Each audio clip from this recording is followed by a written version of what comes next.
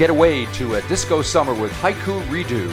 The band's new album is out on Failsafe Records. They've just played a release show at Auckland's Ding Dong Lounge, and here is Craig Horne to tell us how it all came together. We chose the Ding Dong Lounge. We played there before. Yeah. It was. I don't know if you've been there. I've been there many times. Yeah. It's a lovely, cozy venue, and it has all the bits and pieces you need.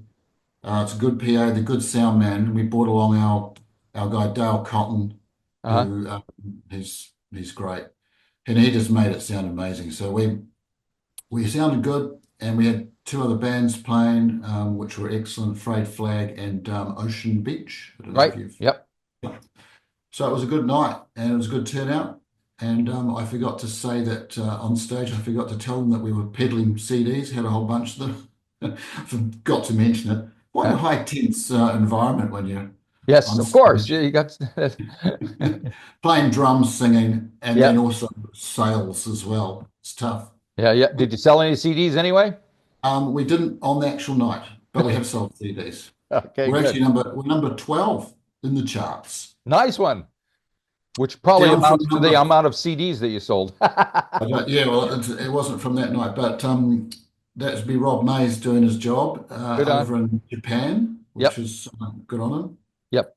So you mentioned Rob, Failsafe Records. So how important were they in getting this project off the ground? Pretty important. You know, I don't know if like Rob and I met years ago back in London. He actually stayed in our council flat for a while. And in that time, he would have heard some of I had a Tascam cassette 4-track recorder that Kevin, the guitarist, lent me. Yep. And that was my first sort of foray into recording music. And he heard some funny songs. And he's going, years later, back in New Zealand, let's release those songs, you know, that you made. And I was like, because they were so basic. And he was going, yeah, but that's their charm, you know. Right. And I was like, yeah, well. So then a little while later, probably 10, 20 years, 10 or 20 years. Yeah, well, I sent him a song. Time is a relative thing, you know. Yeah. Because of what happened, GarageBand came onto the scene. You know, you buy a computer and you have a recording studio. You have recording software just as it comes. Yep. So I thought I'd play with that. Wrote a song, sent it to Rob. He was like, that was actually Thinking of You, the first song on the album. Right. And the first single. And he was like, yeah, great. Well, we'll put that out, plus those other songs from back in the day. You know, he's really keen to get them out. And I was like, yeah. I'll see if I'll just write some more songs and we'll see. And he's like, yeah, okay, but you're going to need, you know, to write some more songs to get them out. You're going to need a lot. So I ended up just writing the whole album, a whole new bunch of songs. Man. Which I wanted to do because it was like, I wanted to have it happening at the time rather than spread over 20 or 30 years. Yeah, again, yeah.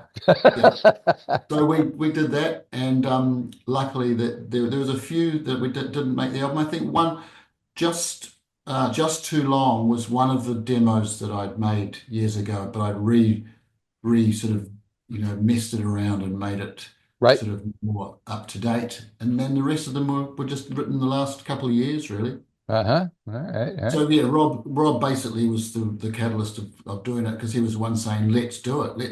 Otherwise, I just would have been, you know, noodling around in my bedroom, basically. Gotcha. Now tell me the other members and anybody watching and listening to this, who else is in the band? So Barbara Morgan, bass player. Yes. Kevin Moody, he's the guitarist, and Diane Swan is the rhythm guitarist. Yep. Kevin does lead, and Diane does rhythm, and so that group of people have been sort of known to me for many years. Right. So Barbara, she's actually my partner, and we met in London where she joined Andrew Fagan's band that I was already in. Okay. And Kevin was the guitarist. So pretty much, it was pretty much Lig was the name of the band in London. Yep. And we haven't sort of played together for years. So when I got this project together and wanted to have live gigs, I was thinking, well, who do? I didn't immediately ask Barb, because she sort of was on a large hiatus and there was no sort of signs of her wanting to get back into it. So I never sort of pushed it, but I got Kevin involved. He was like, "Yep," and then just Barb just sort of organically Gotcha. Yeah, yeah, yeah. when it started to take shape, she was kind of like one day she went, "Yep, I'll do Cool. it." So that was good because that makes it very easy when you have two members of the family in the same band. Sure, sure. Band practices, you don't have to organize too much. You go together, your dinner's all sorted. Kevin was keen, and then we tried for a guitarist, and we were just wondering out who else to get. And for some reason I sent Diane the track Radio One, which was a kind of it's a song about us all playing in London, and Diane was in London. That's where we met Diane as well. She was playing with Boom Boom Mancini with Brett Adams, and this Radio One is about those days of playing in Camden and these little pubs, and it was really great. It was a really good time to play music there.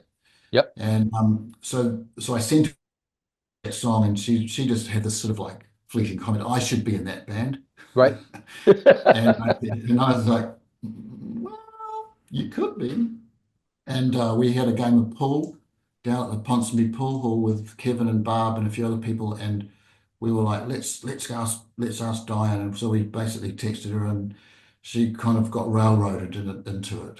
But it's a sort of a wasn't a it was more of a less serious project because we call Diane the serious one in terms of musician Yep. and She's pretty working good. ethic. Yeah, he's right up there, and we had the big hiatus, so we were sort of like off the tracks there. But the Haiku Redo was more of a kind of it was more of a relaxed, fun project. It wasn't Right. anything. It wasn't going to be like world domination or anything. And it has proved to be that we have a good time.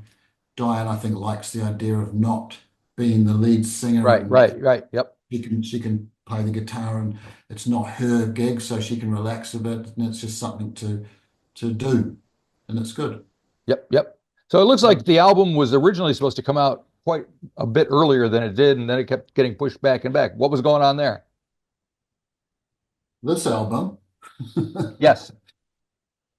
um, it yeah, like we just I probably the name Disco Summer came out, and we thought brilliant because it was in winter. I thought and we're supposed to have released it by that stage, Gotcha. and then we were working out a name for the title, and I thought the title because there's a song on the album called Disco Summer, which Right. is also we've just released, and I thought that it would be a great idea to release it in summer with that title, and it is a great idea, Yeah. unless you miss summer a little bit, which we did. We released it on the first stormy day of the year. It was a Yep. April, That was April really 4th, right? horrible rainy day. That was classic. But yeah, no, we've been putting out singles. I thought we'd put a couple of singles out and then put the album out, but both of us, Rob and I, we've had sort of busy times. Rob's putting out his own Yeah. material, and of course the whole catalogue of Failsafe Records he has to look after. So Yep. we just sort of, we weren't too worried, and it just happened, and now it's out and it's nice. All right. So are you thinking ahead now? This is, it seems like it's getting some nice reactions from all around, and might Yeah, it's be nice. something to think about as an ongoing concern. Yeah, well, we're thinking. I'm thinking to write it a little bit. We're looking at a vinyl release, which is Right? always a Oh, good very way good. to That's always a plus. yeah, stretch it out a bit. There's some new options in terms of vinyl, which make it financially available. Because Oh, I had a look at it straight up, and yeah. 500, 4.5, 5 grand for 150 pressings was just Yeah. uh, but there's a few options now coming out with people sort of putting up money and then taking it, and other people getting involved. Right. Um, JB Hi-Fi being very supportive in that Yeah, they're respect. good folks over Yeah, there. yeah, they're supporting New Zealand music. You can buy this album at JB Hi-Fi right now. You can go into the shops. It's at JB Hi-Fi, so that's pretty amazing. Nice. And And so yeah, so we're looking at an album, a vinyl release, and that's another option, another chance to play another live show and push that.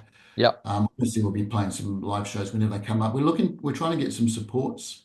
We love supports because doing your own gig, there's quite a lot of responsibility on you. Yep. It's a big night. You've got all the bands, you got hoping all the people turn up. So Yep. but when you supports, you sort of waltz in and you sit on there. Okay. The drum set's all set up there for Right. you, and it's not your PA, and it's really nice. Not being lazy or anything, but No, not it at is, all. it takes the pressure off, and Yeah. it's a chance to get people to hear you. Right. Yeah, because So we're I'd like to doing hear that. these songs in like the power station or something. It'd be cool, you know? Oh, love the power station. Me too. Well, that's the whole idea of getting. That'd be great to get some supports, and at that level would be Yeah. ideal. And then there's quite a few bands coming in these days. Sure. Yeah. Yep. It's not impossible. Not impossible. And We you guys, I think you term yourselves as power pop. Is that true? Is that the sound you're kind of yeah, the niche that'll you're do. trying to mine? We have a few songs that would be definitely into that under that realm, and Yep. then there's a few others that are sort of a more sort of kind of an indie poppy, slightly more kind of more ballady, Yep. but definitely with a sort of a driving guitar, and Yeah. so yeah, power pop that'll do me. All righty. Yeah. And so are you thinking do you have other musical projects going on at the same time or kind of in the future? Well, no, this is my musical project. It's keeping me quite busy. Because it I'm sounded like the reason I asked, it sounded like at the beginning of all this, it was kind of just like a side thing, a little thing that you had. well, yeah, well, it was the thing where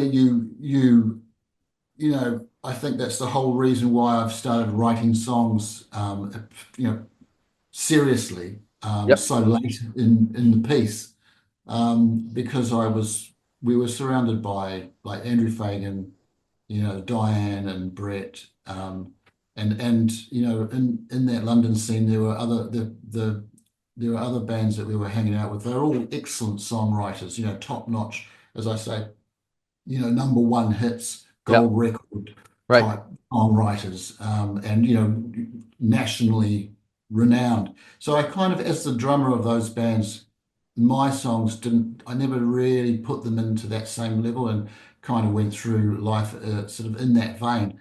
But then as you get older, more mature, you just say, well, what the Yeah. hell? Yeah. Got to go for it, man. And then people like them, and so and Rob's encouragement as well.